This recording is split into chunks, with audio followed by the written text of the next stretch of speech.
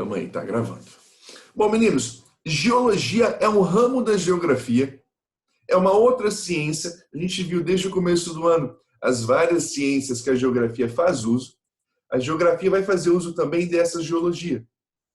E vai ser uma ciência que vai explicar, que vai tentar desenvolver um pensamento em cima da formação do nosso planeta. Geo, terra, logia, estudo.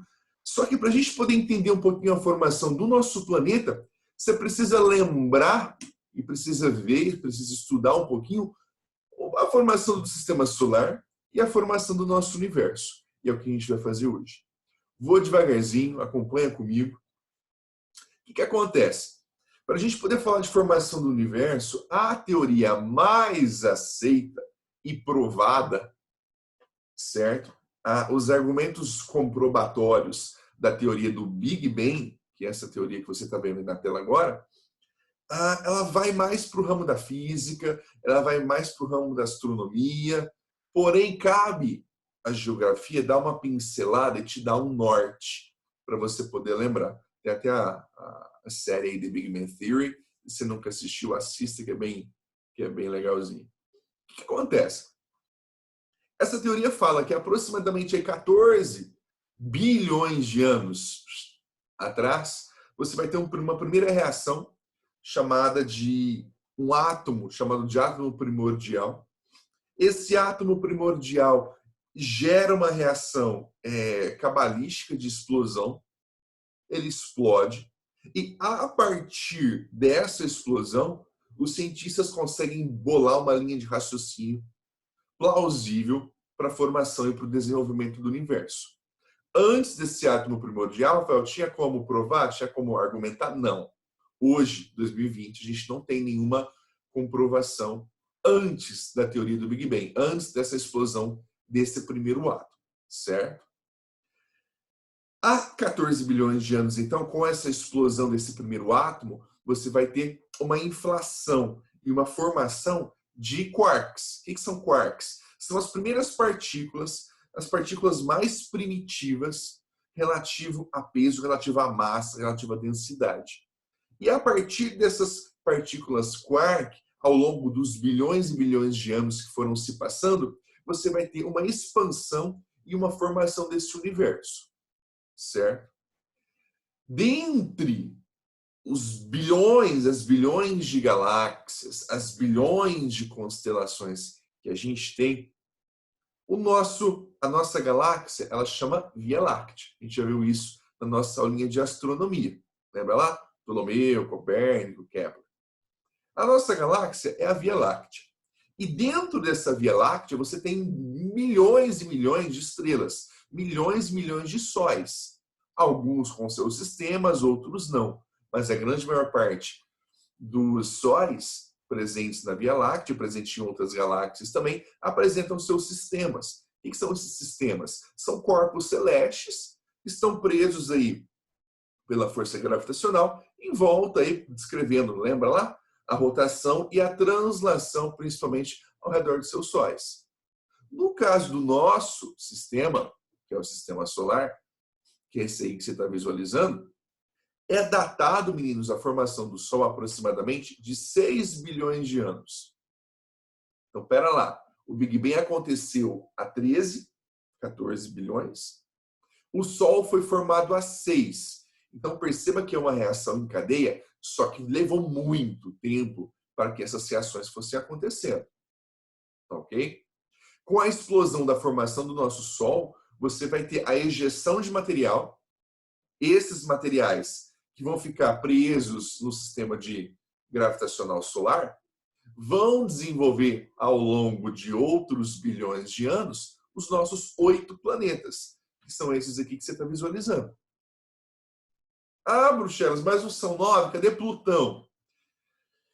Plutão, por questão de diâmetro, por questão de tamanho, propriamente dito, Plutão ele é considerado um planeta anão.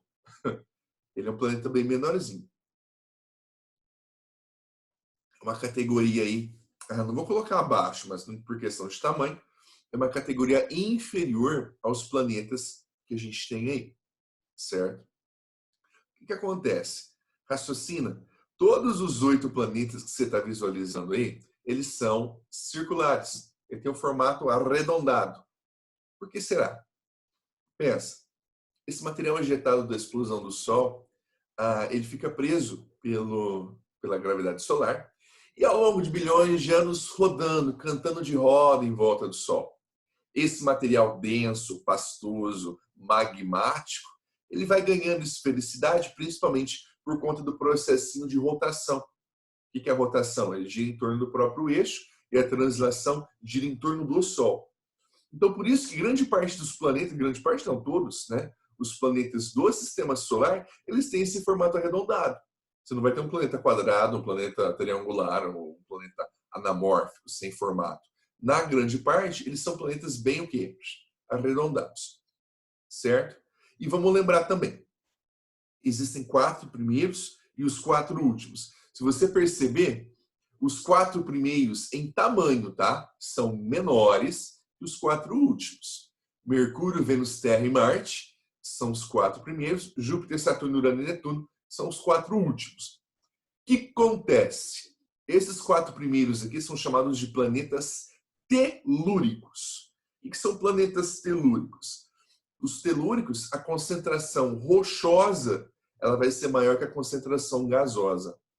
Então, esses 4 primeiros planetas, Mercúrio, Vênus, Terra e Marte, eles terão a concentração de rocha litosférica, rochosa, muito maior que uma concentração gasosa. Então, o tamanho do nosso planeta, o tamanho da litosfera e das camadas rochosas abaixo dela, vão ser muito maiores do que propriamente dito a atmosfera, pegando o exemplo da Terra, certo? Então, os planetas telúricos são planetas com uma concentração rochosa maior do que uma concentração gasosa. Agora, os 4 últimos, beleza, são maiores. Porém, grande parte do tamanho deles se dá pela expansão da sua atmosfera. Então, Júpiter, Saturno, Urano e Netuno vão ter uma concentração gasosa muito maior que a concentração rochosa. Então, quando eu tenho mais rocha, eu chamo de planeta telúrico. Telúrico. Agora, quando eu tenho uma concentração gasosa maior, esses planetas são chamados de planetas jovianos, com J. Certo? Consegue separar aí o que é telúrico e o que é joviano. Os telúricos, a concentração rochosa é maior, e os jovianos, a concentração gasosa é maior. Por isso que eles são maiores. Mas em questão de densidade, em questão de peso, os rochosos são mais pesados. Tá ok?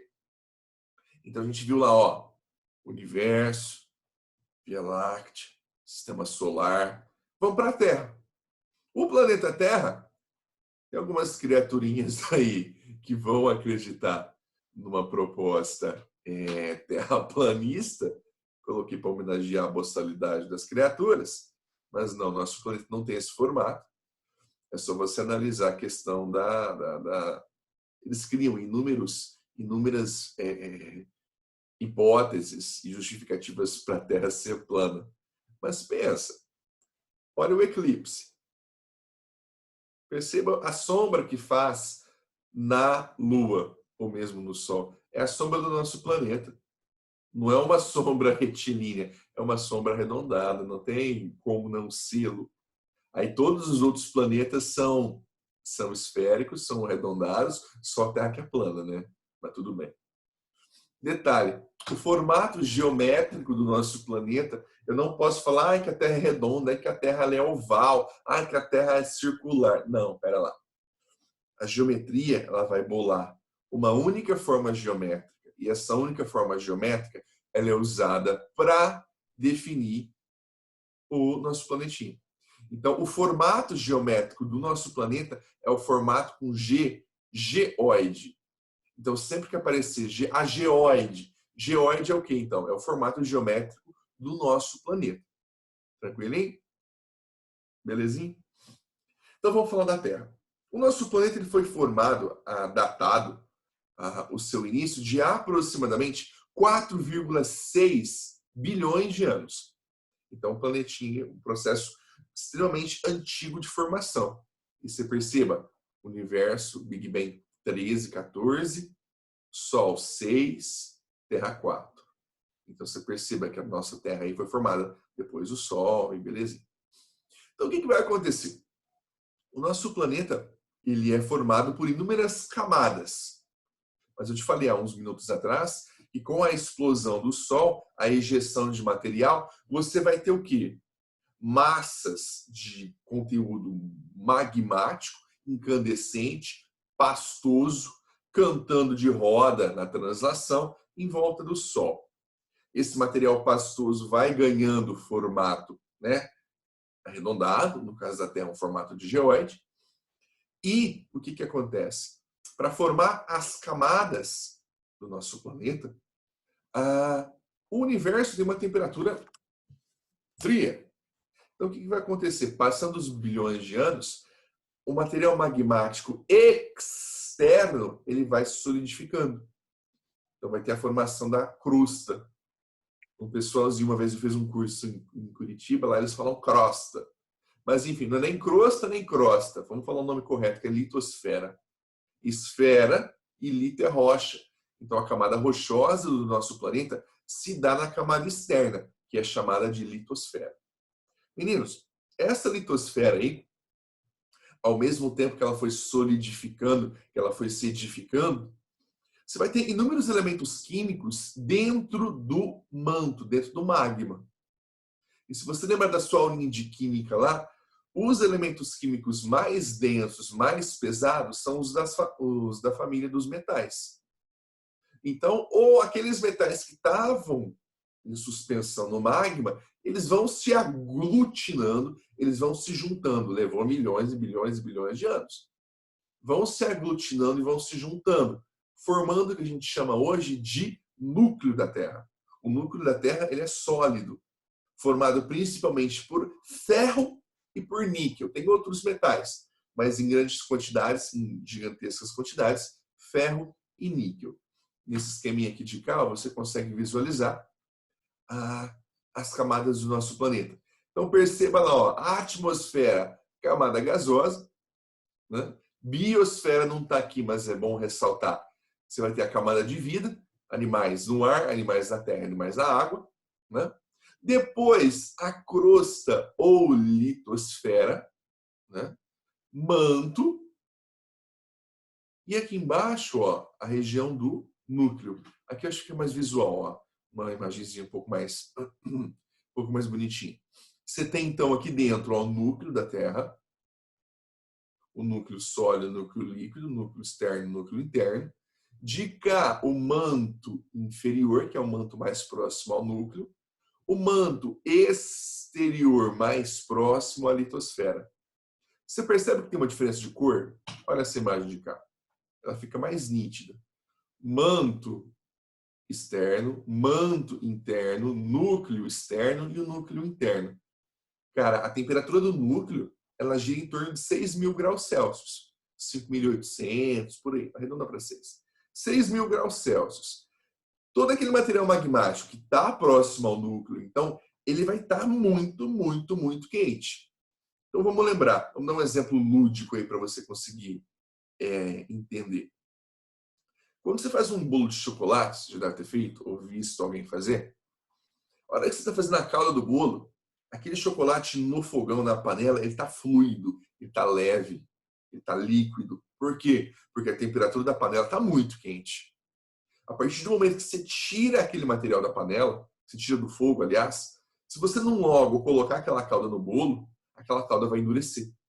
Por que ela vai endurecer? Porque eu tirei a energia, eu tirei a caloria daquela calda. Então ela vai começar um processo de solidificação. Perceba a diferença das cores aqui, bem lúdico. Próximo ao núcleo, esse material está muito mais fluido, muito mais quente, muito mais volátil. Agora, olha esse mesmo material próximo à litosfera.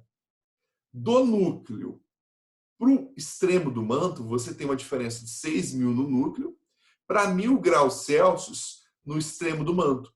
Então, você tem 5.000 graus Celsius aí de diferença. Ah, Bruxelas, é quente pra caramba, continua quente. Só que de 1.000 para 5.000, olha o que acontece com o material magmático.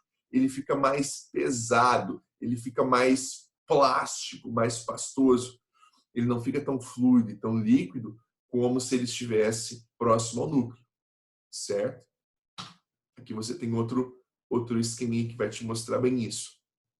A descontinuidade de Mohorovičić e a descontinuidade de Gutenberg. O que acontece? O núcleo interno e o núcleo externo. Temperatura muito elevada, concentração metálica muito grande. Então, o núcleo, com a sua temperatura muito maior, a partir da descontinuidade de Gutenberg, você vai ter um manto. O que é o manto? É um material magmático. Entre o manto inferior, transicional e superior, você vai ter uma diferença de temperatura. Mais próximo à superfície, mais próximo à crosta, a temperatura vai ser menor. Mais próximo ao núcleo, a temperatura vai ser maior. Memoriza isso. Núcleo quente, próximo à litosfera não tão quente. E daqui a pouco você vai entender o que eu estou te falando. Certo? Você tem aí, ó, a formaçãozinha, um mapinha bonitinho, que é um mapinha, lógico, que isso é uma montagem, né, de imagem de satélite, mas que seguem a projeção do Mercator. A gente viu isso daí no comecinho do ano. Bruxelas, como é que você sabe que é o Mercator? É só você olhar essa ilha imensa ao norte do continente americano, que é a Groenlândia. A Groenlândia é um território da Dinamarca, embaixo aqui na Europa. E a Groenlândia, se você analisar com o tamanho do Brasil, ela é 8 vezes menor que o território brasileiro. 8 vezes. Então, sempre que você vê a Groenlândia, sempre que você vê o hemisfério norte muito maior que o hemisfério sul, é a projeção do Mercator. Certo? E vamos lembrar, óbvio, que na projeção do Mercator, você tinha um mapeamento mais preciso do Velho Mundo. O que é o Velho Mundo? Que caracterização, que regionalização que é essa? Velho Mundo, a gente chama a Ásia, a África e a Europa. Porque, teoricamente, né, nas teorias mais aceitas e mais plausíveis, são os 3 continentes onde o ser humano vai se desenvolver. Né? O negroide, na África, o fóssil de ser humano, de humanoide mais antigo, é o fóssil da Lucy. Né? Então, todo mundo acredita que a vida humana se desenvolveu a priori no continente africano. No continente europeu, você tem aí os caucasoides, então negroide na África, caucasoide na Europa, e na região da Ásia, o mongoloide. Certo?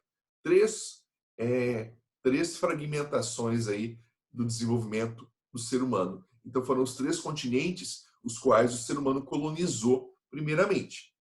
Tranquilo? Então, isso eu chamo de Velho Mundo.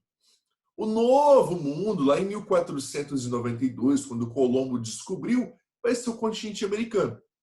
Óbvio que levou centenas de anos para esse continente ser mapeado. O próprio Colombo morreu antes da comprovação de que era um continente. Ele acreditava piamente que era um continente, mas até comprovar, mapear, registrar, tudo certinho, levou muito tempo. Por que chama América? Porque o Américo Vespúcio, ele era um outro navegador, vamos lembrar da linha de história lá. Nas navegações, os pioneiros, os caras que tinham um pouco mais de conhecimento, eram Espanha e Portugal. Eram os países ibéricos. Porém, os caras não tinham culhão, não tinham dinheiro para manter. Então, muitas das vezes, eram financiadas essas expedições pela Inglaterra. Mas vamos lá.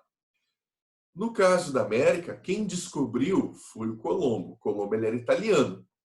Só que o Colombo estava trabalhando nessa época para a Espanha. Então, a priori, quem descobriu o Novo Mundo foi a Espanha. Só que Espanha e Portugal, duas nações, 2 estados irmãos, né?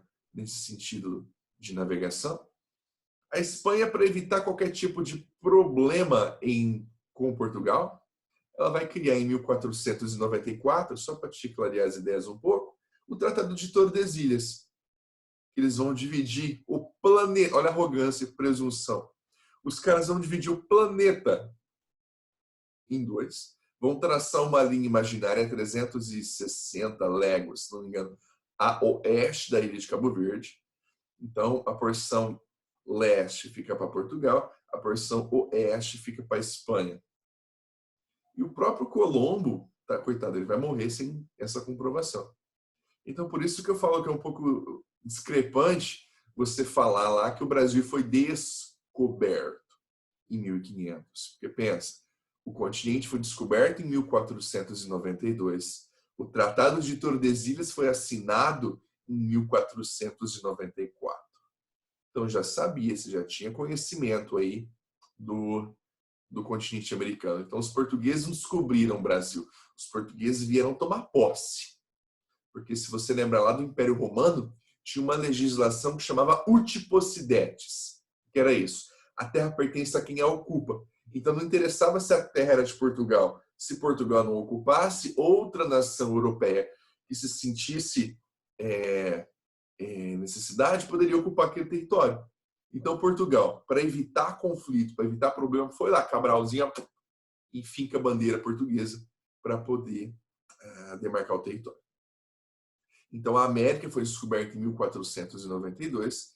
A Oceania, que são a Austrália, a Nova Zelândia e mais 11 países aí, foram descobertas. A Oceania foi descoberta em 1770 por um carinha chamado James Cook. O cara, ele era britânico. Foi o holandês primeiro que descobriu, mas depois o Cook foi lá e tomou dele. Então, diz aí que foram os britânicos que descobriram o continente da Oceania. Então, você vai ter uma disposição dos 5 continentes principais. Não está marcando aqui, ó, não está a visualização do continente antártico, que é o 6º continente, tá? Bruxelas, mas a Antártica é continente? É, porque embaixo do gelo você vai ter solo, você vai ter rocha, você vai ter terra. Diferente do Ártico. Aqui no Ártico, no continente Ártico, você vai ter gelo e água na porção ártica, né, continente. Agora, na porção antártica, anti-ártica, você vai ter, sim, gelo, solo e continente. Tranquilo? E a partir do momento que você visualiza esse mapa, dá uma atenção para a África e dá uma atenção para a América do Sul. Olha o formato do litoral. Muito provavelmente dá a impressão como se fosse uma peça de um quebra-cabeça, né? Como se esses continentes aí tivessem em algum momento aí unidos e tal. E, cara, ninguém nunca tinha parado para pensar e para estudar essa dinâmica. Tomar uma água para hidratar. Somente em 1912, início do século XX, você vai ter um climatólogo alemão, um cara chamado Alfred Wegener, e esse cara ele vai propor uma teoria meio cabalística, meio fora de órbita, chamada de teoria da deriva continental. O que era essa teoria da deriva continental? O Wegener, ele analisando os mapas, ele viu uma semelhança entre as costas da África e a costa da América do Sul. Então ele pensou, poxa, provavelmente, num passado longínquo, esses continentes foram unidos. Você tem a imagenzinha do Wegener. Provavelmente, num passado, esses continentes foram unidos. Daí ele vai falar e vai propor, né, com 2 argumentos, a criação da teoria da deriva continental.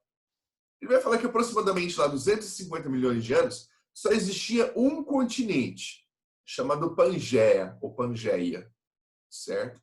Se você tinha só um continente, você tinha também só um oceano, chamado de Oceano Pantalassa. Não me pergunto de onde que tirou esses nomes. Certo? Então, um único oceano Pangeia, um único oceano Pantalassa. Isso há 250 milhões de anos. E que a partir desse momento aí, não sei se você consegue visualizar, na Pangeia aqui tem uma reentrância. Aqui a gente chama de Mar de Tétis. A gente fala não, ele fala. E esse Mar de Tétis, olha o esquema de baixo aqui. Na cabeça do Wegener. Foi uma proposta dele. Que com a erosão do Mar de Tétis, erodindo a Pangeia foi dividida em 2. Ao norte, você tendo a Laurásia e ao sul, a Gondwana. E que essa divisão foi feita pelo Mar de Tétis. Esse Mar de Tétis, hoje, você chama ele de Mar Mediterrâneo. Tá? e que por conta desses processos erosivos, ó, 120 milhões, 60 milhões, até atualmente, esses continentes foram se deslocando. Beleza, Wegener, proposta boa. Mas como que você prova ela? Ele criou dois argumentos, ele buscou dois argumentos. Um argumento paleontológico e outro, um argumento climatológico. Acompanha de cá, ó. E que ele viu, então, ó, ele viu uma semelhança entre os contornos dos continentes da África e da América do Sul. O Wegener também ele comparou fósseis continentais iguais, tanto na África quanto na América do Sul, Índia e Austrália. O que ele fez? Ele procurou fósseis no litoral desses continentes e ele viu uma semelhança muito grande. Falou, olha, são animais extremamente semelhantes do mesmo período. Então, ó, provavelmente no passado esses continentes foram unidos sim. Beleza, um argumento, ele tinha que arrumar mais outro. Então ele analisou também a questão rochosa e ele descobriu os paleoclimas, glaciações idênticas na América, na África, na Austrália e na Índia, nos períodos do Permiano e do Carbonífero. Então ele viu que nesse períodozinho aí do Permiano e do Carbonífero houveram glaciações e essas glaciações aconteceram da mesma forma na América, na África, na Austrália e na Índia. Então, pera lá, você só pode ter tido um processo de glaciação tão idêntico se aqueles continentes tivessem sido unidos no passado, certo? Aqui uma ilustraçãozinha te mostrando, ó, o Rio Amazonas, Rio Nilo e o Rio Mississippi, que são os três principais rios aí da América do Norte, da América do Sul e da África. Não, o Nilo não, é outro rio, que esqueci o nome dele, daqui a pouco eu te falo. O Nilo está um pouco mais para a direita. Mas só para você perceber aqui, ó, a reentrância. Então, na cabeça do Wegener, esses continentes sim foram unidos. Outro detalhe, perceba no mapa aqui, olha, você tem a África, a América do Sul, a Antártica, Índia e a Austrália. Animais de uma mesma espécie na África e na América do Sul. Animais de uma mesma espécie na África, na Índia e na Antártica. Animais da mesma espécie na América do Sul e na África. E uma vegetação específica em todas elas, na América do Sul, na África, na Índia, na Antártica e na Austrália. Então, argumentos fósseis. No caso ali, ó, ele pesquisou o mesossauro no sul da América do Sul, né? E ele encontrou o mesossauro na América do Sul e na África. Ele pesquisou também a Glossopteris e ele vai encontrar fósseis de Glossopteris em todos esses continentes. Olha aqui, ó, o verdinho. Então, tinha Glossopteris na América do Sul, na África, na Índia, na Antártica e na Austrália. Então, pera lá. Ó, tô provando para você, o Wegener falando, né? Que num passado de 250 milhões de anos existia sim um único continente. Olha a questão da glaciação. Olha aqui, ocorreu essa glaciação na porção sul e você vai ter indícios, né, geológicos, rochas. Perceba que essas ranhuras nas rochas é por conta do deslizamento de geleiras. E você tem isso nos 4 pontos aqui, no sul da Austrália, na Índia inteira, na África, na América do Sul e na Antártica. Então, pera lá, no passado longínquo, esses continentes sim foram unidos. E o Wegener ele vai publicar isso na Alemanha em 1912. Vamos pensar, início do século XX. Não existia tanta tecnologia para ele conseguir, né, provar a teoria, porém ele conseguiu levantar 2 argumentos plausíveis, o geológico e o paleontológico. Só que a hora que ele publicou, o que os outros cientistas, o que os outros acadêmicos criticaram o Wegener? Falou o seguinte, bom, Wegener, beleza, você publicou isso daí, é plausível, a gente entende que houve sim essa modificação dos continentes, só que para essa sua teoria ser aceita, você precisa provar o como que esses continentes se movimentavam, ou se movimentaram, ou se movimentam. Porque, beleza, nós acadêmicos entendemos que houve sim essa semelhança entre os animais e os vegetais e a questão da glaciação. Só que como que você prova para mim que houve essa movimentação? É isso que eu preciso, é isso que a academia, que os acadêmicos precisam saber, precisam entender para aceitar a sua teoria. Aí deu ruim, né? Porque como é que o cara, em 1912, ia criar uma explicação, ia ter ferramenta, ia ter tecnologia para explicar a movimentação das placas? Então, infelizmente, isso foi muito feio, porque a teoria da deriva continental do Wegener não foi aceita. E foi até uma chacota muito, muito grande para o Wegener, porque ele publicou, defendeu, e não aceitaram a teoria dele. Só, para te falar, vou adiantar que seja a parte da segunda aula, mas só nos anos 50, Judite, que vão conseguir explicar, e que vão falar, putz, a teoria do Wegener estava certa.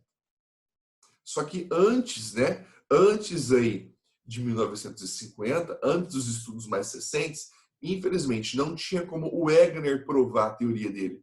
Tanto que ele morre com a teoria dele sendo recusada.